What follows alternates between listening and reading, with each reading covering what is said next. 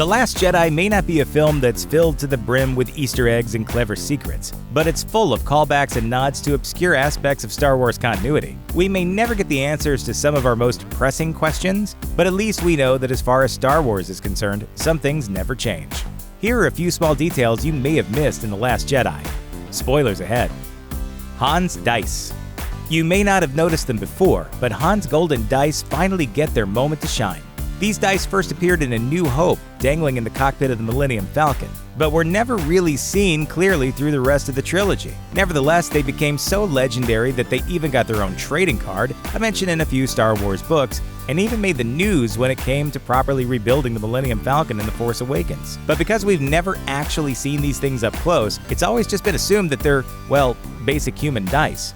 Turns out they're covered with alien symbols instead of pips. Sorry, Chewie, those expensive replicas you bought are now non-canon. Green Harvest.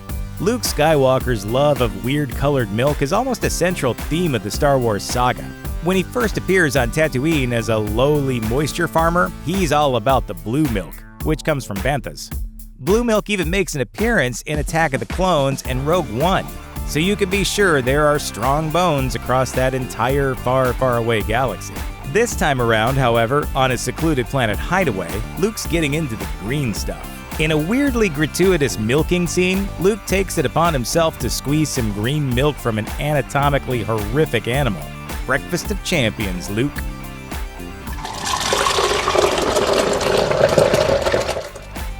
The Lonely Island. There's a lot going on the island that housed the first Jedi Temple, and not a lot of it's actually addressed in The Last Jedi. Like, what's with that weird dark side hole that Rey is drawn into?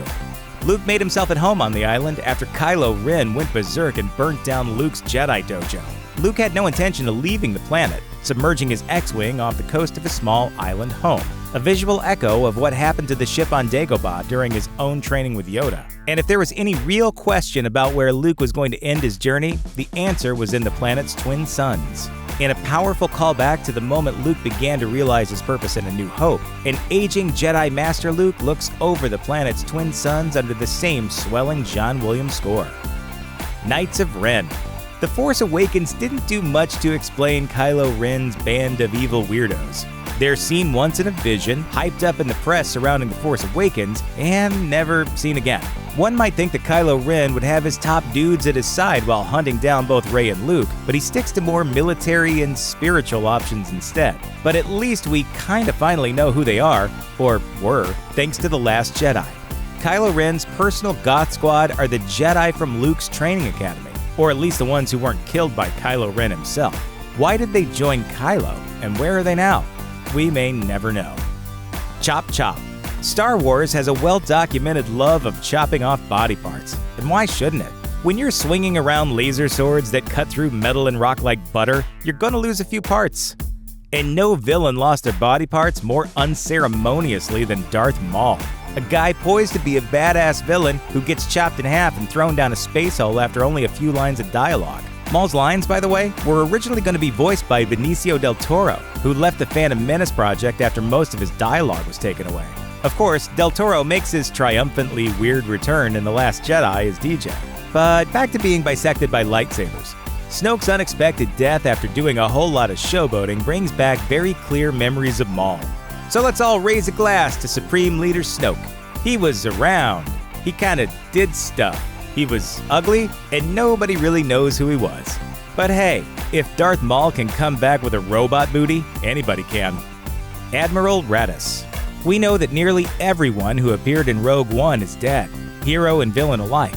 And that includes Admiral Raddus, the Mon Calamari officer of the Profundity, an iconic ship used in the battle to get the Death Star's plans to the rebels.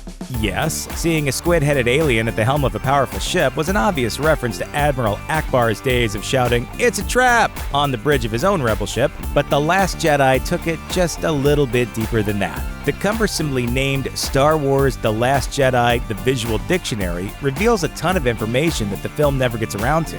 One of those things is that a major ship in the battle scenes in The Last Jedi is called the Raddus, named as such at the behest of Akbar himself, in honor of the fish face that came before him. Celeb cameos. Last but not least are the things that can possibly, maybe be considered Easter eggs, celebrity cameos. And just like in The Force Awakens, there are a few to watch out for. Justin Theroux makes a very brief appearance as the unnamed gambling master codebreaker. Meanwhile, Rogue One director Gareth Edwards makes an appearance as a resistance fighter. The massive army of bad guys include Game of Thrones' Ralph Ineson as a bridge officer, along with fellow Thrones cast member Kate Dickie, both joining Captain Phasma actor Gwendoline Christie in a galaxy far, far away. And Tom Hardy showed up as a stormtrooper, alongside musician Gary Barlow. Also rumored to be hidden in the film somewhere are Joseph Gordon-Levitt and director Edgar Wright. And no Star Wars film would be complete without a Warwick Davis appearance. This time as Wodaban, a gambler on Canto Bight. Who else should you look for? The cameo of Princes Harry and William, who were not cut from the actual film, despite what a joke by co-star John Boyega had implied earlier. Quit messing around, Finn. Droid, please. Thanks for watching. Click the looper icon to subscribe to our YouTube channel. Plus, check out all this cool stuff we know you'll love too.